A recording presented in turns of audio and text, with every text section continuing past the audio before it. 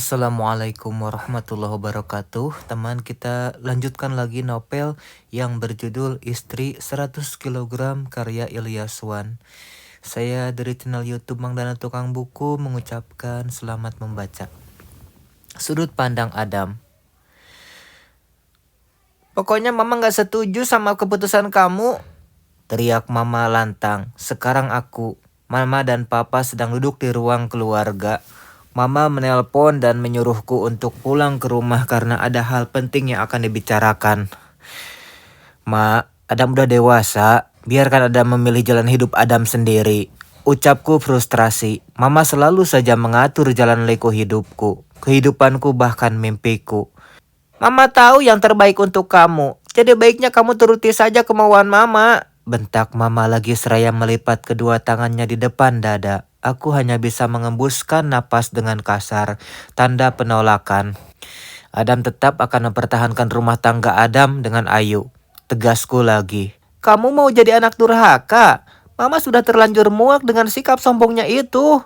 Lagian perusahaan papa juga sudah stabil keuangannya, jadi kita nggak perlu sama mereka lagi, ucap mama menjelaskan.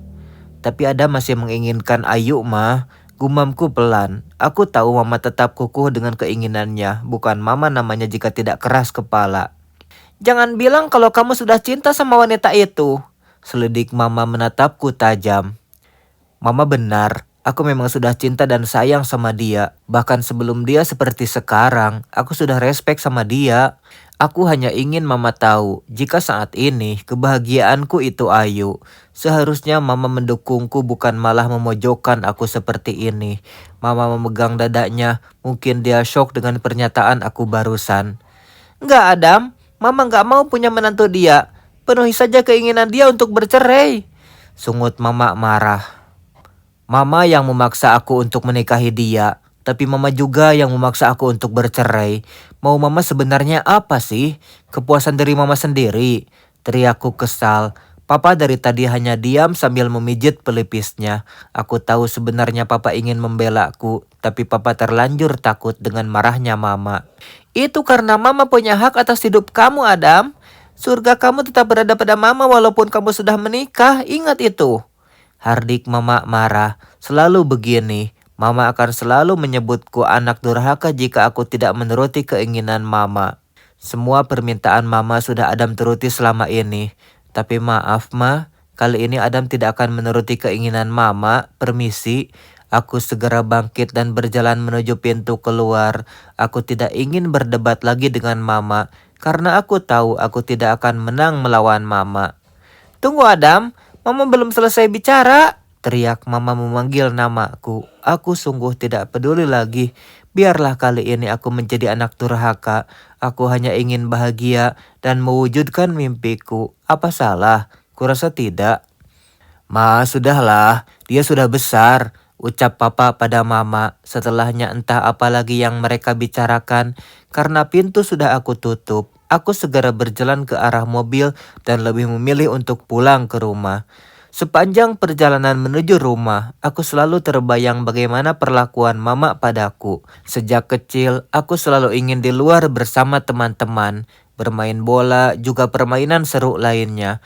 Tapi mama selalu melarang dan menyuruhku untuk belajar saja di rumah. Dulu saat aku baru masuk sekolah menengah pertama, aku dipilih oleh guru olahraga untuk menjadi striker klub sepak bola sekolah.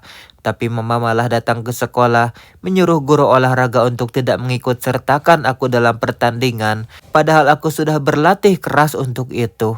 Mama selalu saja mengatur dan membatasi gerakku. Kadang aku berpikir jika aku bagaikan boneka hidup untuk mama.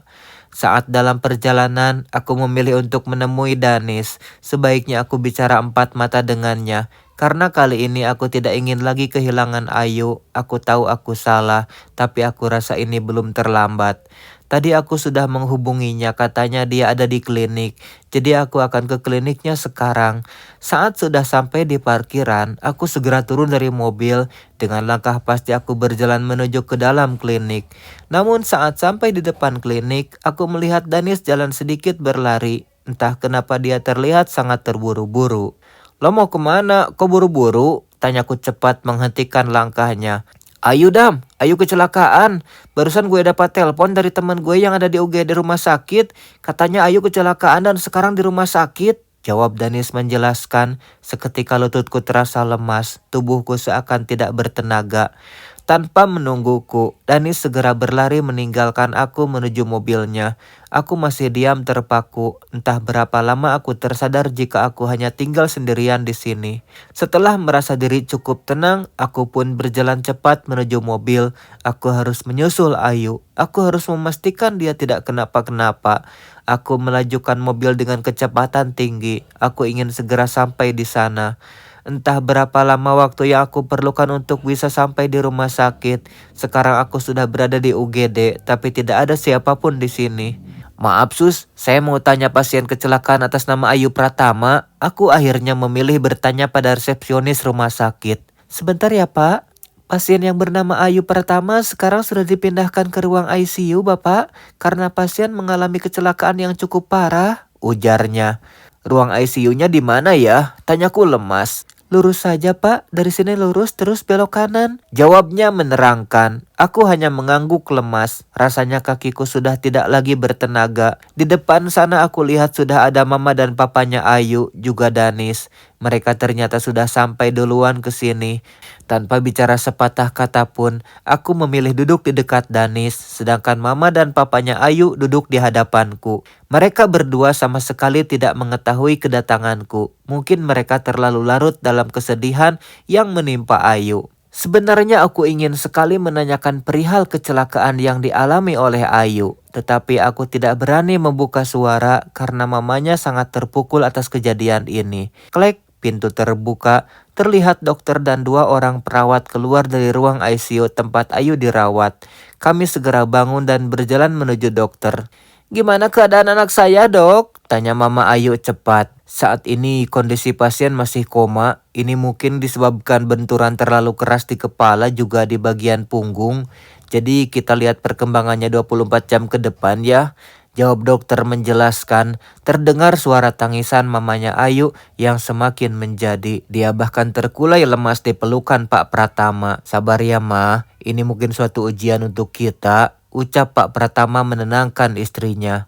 Kalau begitu saya permisi. Dan satu lagi, pasien hanya boleh dijenguk oleh 1 orang, ucap dokter tersebut sebelum pergi meninggalkan kami dalam keheningan. Ini semua gara-gara kamu, dasar laki-laki rusak, teriak mamanya Ayu memakiku. Udah Ma, udah, ucap Pak Pratama. Ayu kecelakaan, kenapa salah aku Ma? Tanyaku penasaran, karena aku saja tahu Ayu kecelakaan dari Danis, padahal aku masih suaminya. Padahal saya sudah mengingatkan dia untuk tidak berhubungan lagi dengan kamu juga wanita jalang itu. Tapi Ayu kekeh ingin menemui kamu, teriak mamanya Ayu sambil menunjuk-nunjuk ke arahku. Maksud tante apa? Tanyaku semakin penasaran. Untuk apa Ayu ingin menemuiku? Apakah dia kecelakaan karena ingin bertemu denganku? Mama yakin Pak, kecelakaan Ayu ini akibat ulah selingkuhan laki-laki yang tidak bertanggung jawab ini, teriak mamanya Ayu lagi dengan melihatku sinis. Claudia, tanyaku lagi. Sabar Ma,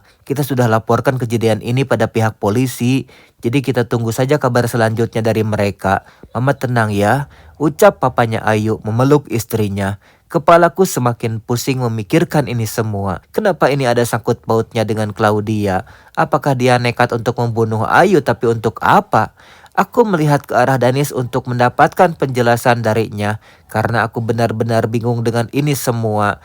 Tapi dia hanya membuang wajahnya ke arah lain. Sepertinya dia juga marah padaku. Selamat malam. Tiba-tiba datang 2 orang yang berseragam coklat yang menemui kami di depan ruang Ayu dirawat. Gimana Pak? Apa sudah ada kabar tentang kecelakaan yang menimpa anak saya? Tanya Pak Pratama pada mereka. Sepertinya kecelakaan ini memang disengaja oleh oknum tertentu Pak. Terbukti dengan putusnya rem mobil yang digunakan oleh saudara Ayu. Jawab polisi itu menjelaskan. Benar kata Mama kan Pak? Pak, ini semua ulah wanita yang bernama Claudia. Saya yakin itu Pak, teriak mamanya Ayu histeris. Tenang Mak, kita belum punya bukti yang kuat untuk menangkapnya. Jangan sampai ini semua malah berbalik kepada kita karena pasal pencemaran nama baik, jawab Pak Pratama sambil memeluk istrinya. Gak ada bukti gimana? Sebelum kejadian itu, wanita itu menghampiri Ayu di butik dan mereka bertengkar hebat. jawab mamanya Ayu.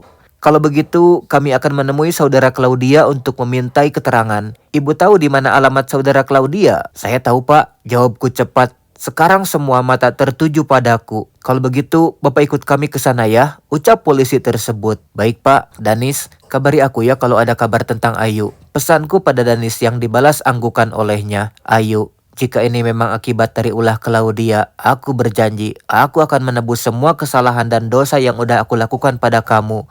Kamu wanita kuat, aku tahu kamu akan bertahan.